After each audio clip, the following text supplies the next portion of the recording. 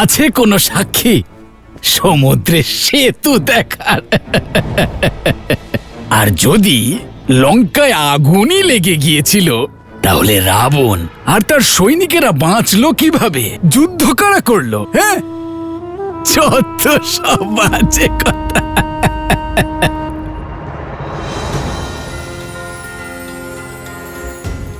প্রভু শ্রীরামচন্দ্রের যশ খর্ব করার চেষ্টা করছো তুমি পাপী। তোমার মাথা তোমার ওই শরীরে থাকার যোগ্য নয়।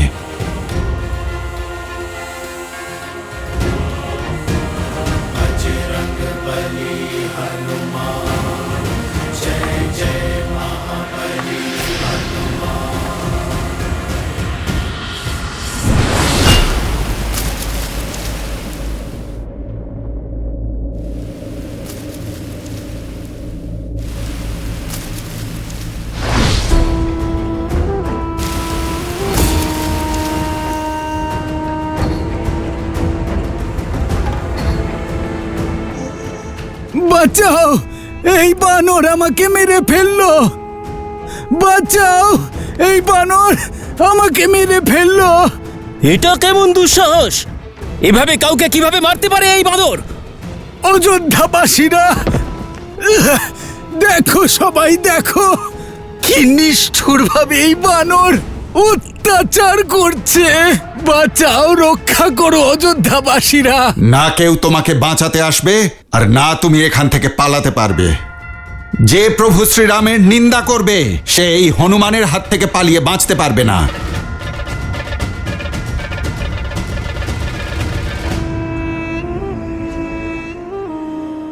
আমি কোথায় পালাচ্ছি রাম ভক্ত?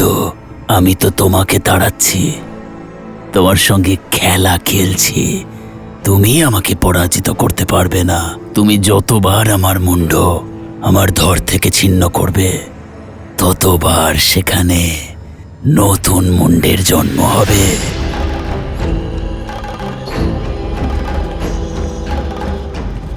আরে দেখো সবাই, কিভাবে একজন বৃদ্ধকে এই বানর মারছে।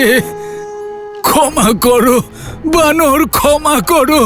দেখো, এই দুর্বল বৃদ্ধের উপর এই বানরের কোনো দয়া হচ্ছে না।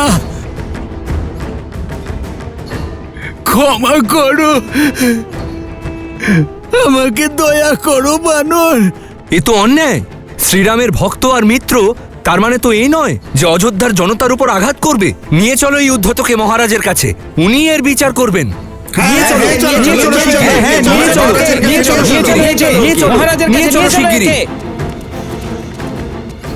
এই আসরিক শক্তির স্পর্ধাকে প্রভুই খণ্ডন করবেন। যেমন আপনাদের সবার ইচ্ছা। চলো। শ্রীরামকে দেখাবো হনুমানের সত্য। আরে বৃদ্ধ কেউ, আরে এ আবার কোথায় গেল? কার প্রাণের ভয় নেই? নিশ্চয়ই লোকটা পালিয়েছে। কিন্তু হনুমানকে ছাড়বো না। হ্যাঁ হ্যাঁ, চলো, নিয়ে চলো। অনেক উৎপাত করেছে এই বানর, নিয়ে চলো একে রাজসভায়। এবার শ্রীরামচন্দ্রই এর বিচার করবেন। তাহলে আর বিলম্ব করছো কেন? চলো। হ্যাঁ হ্যাঁ, চলো চলো, নিয়ে চলো, নিয়ে চলো একে। মহর্ষি পরাশরের কথা গম্ভীরভাবে নিতে হবে, আমাদের সাবধান থাকতে হবে। প্রজাদের মনে যেন কোনো ত্রাস বা অসন্তোষ না জন্ম নেয়।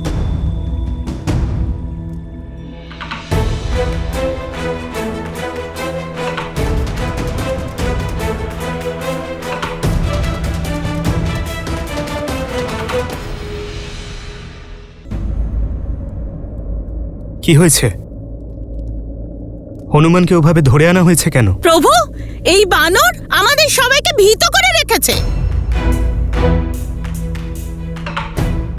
শুধু তাই নয়, এর অন্যান্য সাথীরা রাবণের সঙ্গে আপনার যুদ্ধের মিথ্যে কাহিনী শোনাচ্ছে। অসম্ভব। বানররা দাদার বিষয়ে এমন কিছুই অসত্য বলতে পারে না। ক্ষমা চাইছি রাজকুমার, কিন্তু বড় কুটিল এই বানর, আর দুষ্ট। আজ এই হনুমান ওই বৃদ্ধ ব্যক্তির প্রাণ নেবার চেষ্টা করেছে। বিচার করুন শ্রীরাম।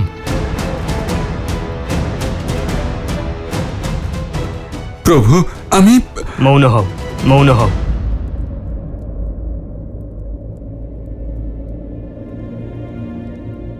রাম কখনো তার প্রজাদের নিরাশ করবে না, কিন্তু হনুমান আমার মিত্র বানররাজ সুগ্রীবের প্রজা। তার বিচার, তাকে শাস্তি দেবার অধিকার কেবল আমার মিত্র বানররাজ সুগ্রীবের আছে। অযোধ্যাবাসীগণ, বানরদের পক্ষ থেকে যদি কারোর কোনো অসুবিধা হয়ে থাকে তাহলে আমি ক্ষমা চাইছি। আমি প্রতিশ্রুতি দিচ্ছি যে কোনো বানর অযোধ্যার কোনো বাসিন্দারই কোনো রকম ক্ষতি করবে না। আর হনুমানকে কিষ্কিন্ধার নিয়ম অনুযায়ী শাস্তি দেওয়া হবে।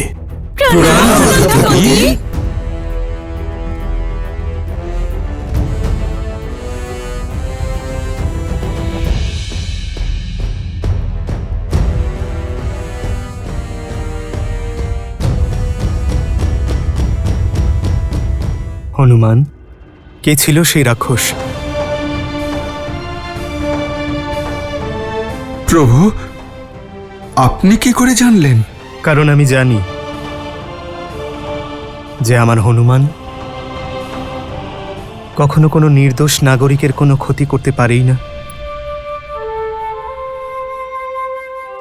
আমাকে পুরো কথাটা বলো হনুমান। প্রভু, আমি সংবাদ পেলাম যে নগরে কেউ আপনার নিন্দা করে বেড়াচ্ছে। তার একটি মাথা কাটলে আরেকটি উৎপন্ন হয়। আমার বিশ্বাস সে নিশ্চয়ই কোনো রাক্ষস। যে বিপদ আসতে চলেছে তার অস্ত্র তরবারি বা বল্লম নয়, অসত্য, লোকবাদ, মিথ্যে নিন্দা, এইসব হলো তার অস্ত্র। মহর্ষি পরাশর ঠিকই বলেছিলেন, এই আসুরিক মায়া অবশ্যই কোনো ঘোর সংকটের কারণ হবে।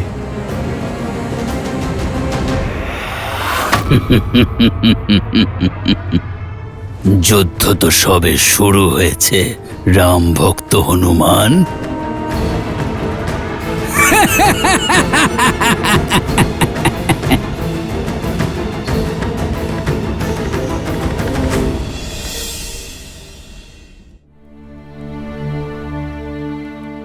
তার একটি মাথা কাটলে আরেকটি উৎপন্ন হয়।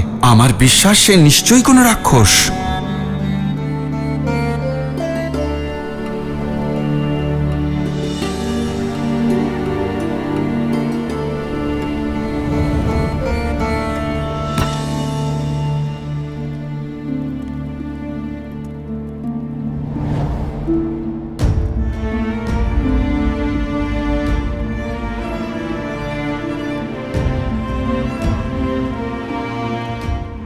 সব ঠিক আছে আর্য?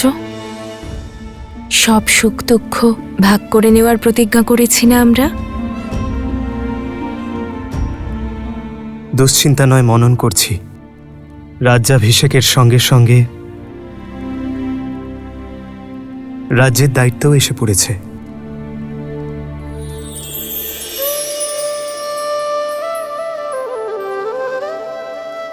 দায়িত্ব তো আপনি রাজা না হয়েও পালন করেছেন। সংসারের ভালোর জন্য যুদ্ধ করেছেন। রাবণরূপী সংকটকে আপনিই তো সমূলে বিনাশ করেছেন। আমার সেই শ্রীরাম অযোধ্যাকেও ভালো রাখবেন। তবে আর্য, ভোজন করলে কিন্তু চিন্তা করার শক্তি পাওয়া যায়।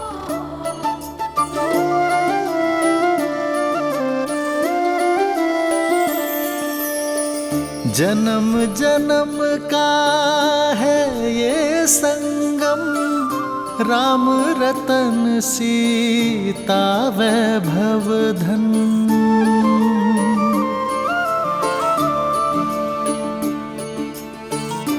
প্রাসাদে এসে বোনের কথা ভুলে যাওনি তো?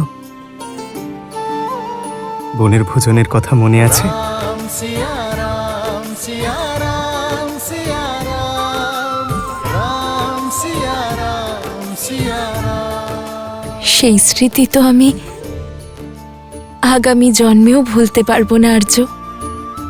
আমি তো আরও একবার প্রকৃতির কোলে বনের জীবন উপভোগ করতে চাই। এতে সমস্যা কোথায় সীতা? রাম তো সীতার সকল ইচ্ছে পূরণ করে, আর এটা মহারানীর ইচ্ছে, তা তো শীঘ্রই পূর্ণ করব।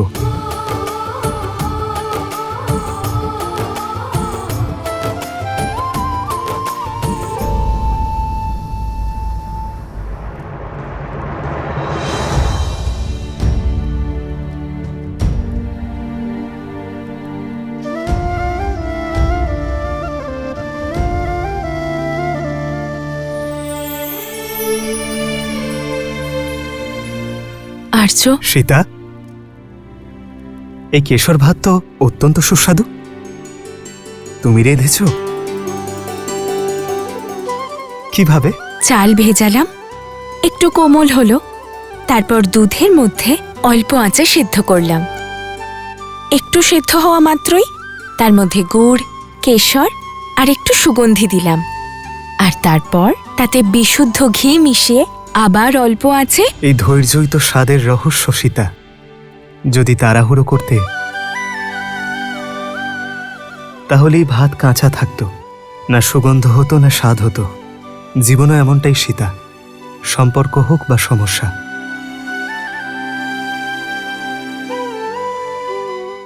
সময়ের আঁচের সঙ্গেই তা বোঝা যায়, আর তার সমাধানও হয়। আর যদি তাড়াহুড়ো করা হয় তাহলে সুখ শান্তি নয়, দুঃখ চিন্তা প্রাপ্তি হয়। স্পষ্ট করে বলুন আর্য।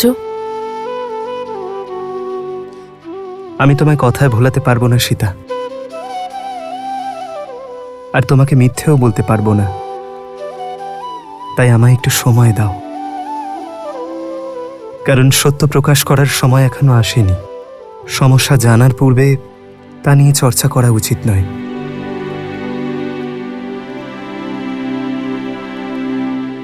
তাহলে আপনাকে সেই প্রশ্ন করছি যার উত্তর দিতে আপনার অসুবিধে হবে না। আচ্ছা বলুন তো, মহাভোজে হনুমান আর বানর সেনাদের জন্য কি ভোজন বানাই যাতে ওরা সন্তুষ্ট হবে?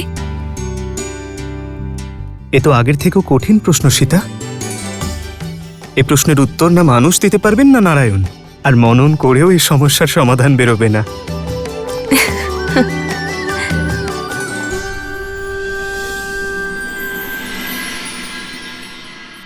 আমাদের প্রয়াস করতে হবে যেন ধনের অভাব না হয়। তাই দান নয়, জীবন নির্বাহের জন্য রোজগারের ব্যবস্থা করতে হবে। দান ব্যক্তিকে দুর্বল করে তোলে, কিন্তু কার্য ব্যক্তিকে সক্ষম করে তোলে। সরজুর উপর বাঁধের ব্যবস্থা করলে অযোধ্যাবাসীরা রোজগারের পথ পাবেন, আর আকালও ঘুঁচবে। প্রজা এবং রাজ্য দুই সুজলাম সুফলাম হবে। রক্ষা করুন প্রভু, আমাদের রক্ষা করুন, রক্ষা করুন প্রভু, আপনি আমাদের সহায় হন প্রভু, রক্ষা করুন, রক্ষা করুন। এই কোলাহল কিসের? এ প্রজাদের কোলাহল মহারাজ। আমি এখনই সৈন্য পাঠিয়ে তাদের শান্ত করছি। রাজাকে শান্ত নয়, সন্তুষ্ট করতে হয় সুমন্ত্র। প্রজাদের সুখের কথা আমার কাছে না পৌঁছলেও তাদের অসন্তোষের কথা যেন পৌঁছয়। ওনাদের ভেতরে ডাকুন। রক্ষা করুন প্রভু, আমাদের রক্ষা করুন, আমাদের রক্ষা করুন, আমাদের রক্ষা করুন, রক্ষা করুন, আমাদের রক্ষা করুন মহারাজ, আমাদের রক্ষা করুন মহারাজ। শান্ত হন, যা বলার নিঃসংকোচে বলুন, নির্ভীক হয়ে বলুন। আমাদের প্রাণ সংকটের মধ্যে, রক্ষা করুন মহারাজ, আমাদের রক্ষা করুন, আমাদের রক্ষা করুন মহারাজ। পশ্চিম দিক থেকে রাক্ষস আমাদের আক্রমণ করেছে, আর আমাদের অনেক স্বজনকে সে মেরে ফেলেছে। আমাদের ধন ধান্য সব কেড়ে নিয়েছে সে।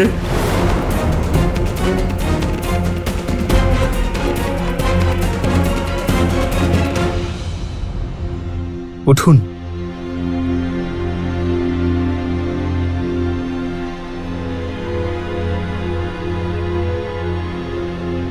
কে ওই রাক্ষস?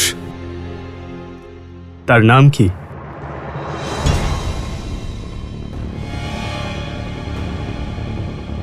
আপনি মৌন কেন? দাদার প্রশ্নের উত্তর দিন। ওই দুষ্ট রাক্ষসের নাম তো জানি না রাজকুমার। আমি জানি তার নাম।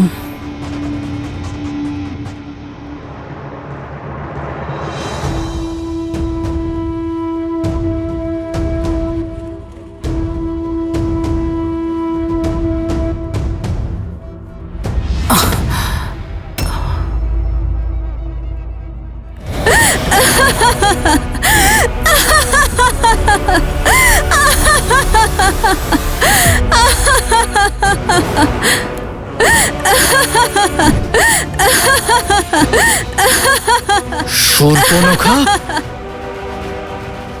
দাঁড়াও লক্ষণ।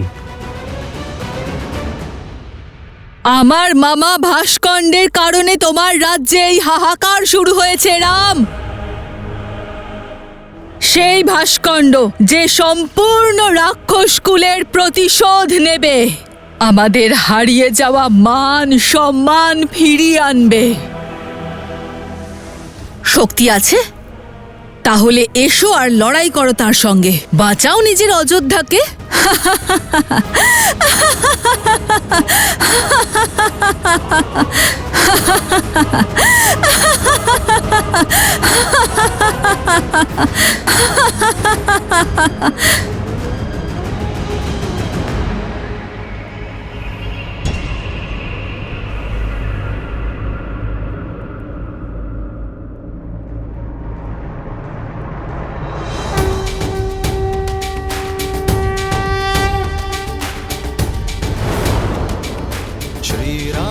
चंद्र कृपालु भजु मन हरण भव भय दारुणम। श्री राम राम राम श्री राम। তুমি বেশি প্রসন্ন হও না। ভুলে গেছো কিভাবে একটা তীরেই তোমার জীবন সংকটময় করে তুলেছিলেন আমার ভ্রাতা? ভুলে গেছো আমার ভ্রাতা অহিরাবণ কিভাবে তোমাদের দুই ভাইকে পাতাল লোকে বন্দি করে রেখেছিল? ভুলে তো তুমি গেছো শূর্পণখা। একটা প্রহারেই কিভাবে নিজের নাক আর কান খুইয়েছিলে তুমি।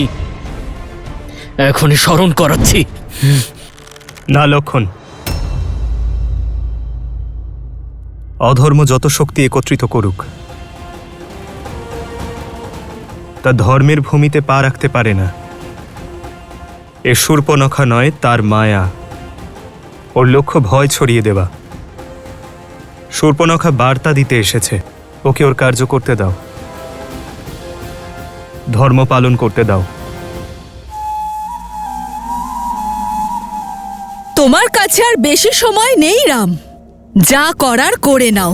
প্রতি মুহূর্তে তোমার এই প্রজাদের আমরা রাক্ষস করে তুলব।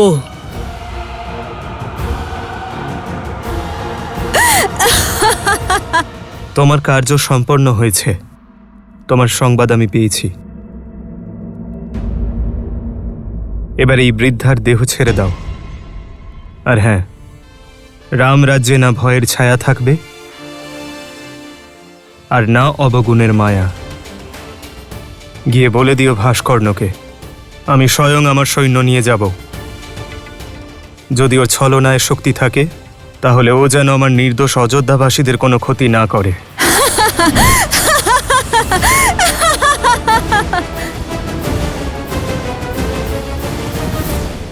আপনি সঠিক সন্দেহই করেছিলেন শ্রীরাম। বাস্তবে ও কোনো আসুরিক শক্তি নয়। আপনার চিন্তার বিষয় সহস্রমুখ রাবণ ছিল। এ সেই আসরিক শক্তি যা বাইরে থেকে নয়, ভিতর থেকে আক্রমণ করে। আমাদের অযোধ্যাবাসীদের সহস্রমুখ রাবণের অস্ত্র থেকে বাঁচাতে হবে। সহস্র রাবণের বিবাহ হয়েছিল মহিরাবণের একমাত্র কন্যা ইন্দুমুখীর সাথে, যিনি পাতাল রাবণ নামেও পরিচিত।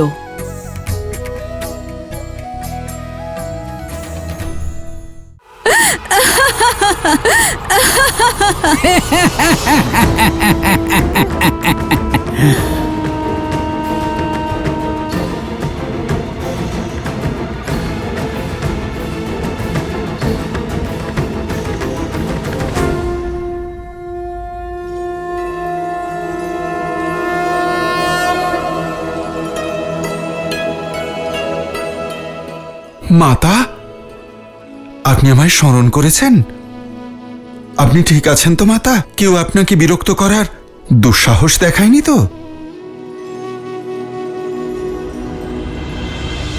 যার এত সচেতন পুত্র আছে আর এমন বীর স্বামী আছেন আর এত সমর্থ দেওরেরা আছে, তাকে কষ্ট দেওয়ার প্রচেষ্টা কে করতে পারে শুনি? আপনি সঠিক সন্দেহই করেছিলেন শ্রীরাম। বাস্তবে ও কোনো আসুরিক শক্তি নয়। আপনার চিন্তার বিষয় সহস্রমুখ রাবণ ছিল। এ সেই আসরিক শক্তি যা বাইরে থেকে নয় ভিতর থেকে আক্রমণ করে। আমাদের অযোধ্যাবাসীদের সহস্রমুখ রাবণের অস্ত্র থেকে বাঁচাতে হবে।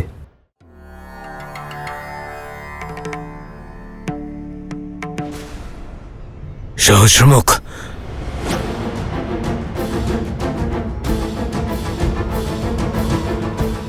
আপনি সঠিক সন্দেহই করেছিলেন শ্রীরাম। বাস্তবে ও কোনো আসুরিক শক্তি নয়, যা নিয়ে আমরা চিন্তিত ছিলাম। আপনার চিন্তার বিষয় সহস্রমুখ রাবণ ছিল। হ্যাঁ ঋষিবর, নগরীতে ওর কালো ছায়া প্রবেশ করেছে। এ সেই আসরিক শক্তি যা বাইরে থেকে নয় ভিতর থেকে আক্রমণ করে। লোক অপবাদ এবং অসন্তোষ এর অস্ত্র। আমাদের অযোধ্যাকে সহস্রমুখ রাবণের এই অস্ত্র থেকে বাঁচাতে হবে।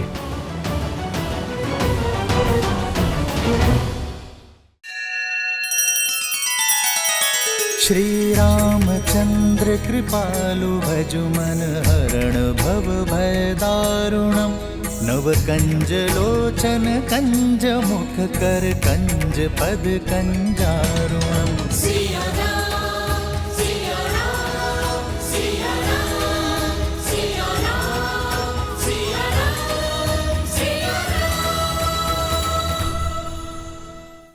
আজ তোমার মাতা তার পুত্রের জন্য তার প্রিয় ভোজন বানাতে চায়। বানর সেনাদের জন্য কি ভোজন বানাই যাতে তোমাদের পেটও ভরবে আর মনও?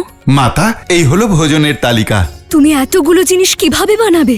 প্রতিশ্রুতি দিয়েছি, করতে তো হবেই।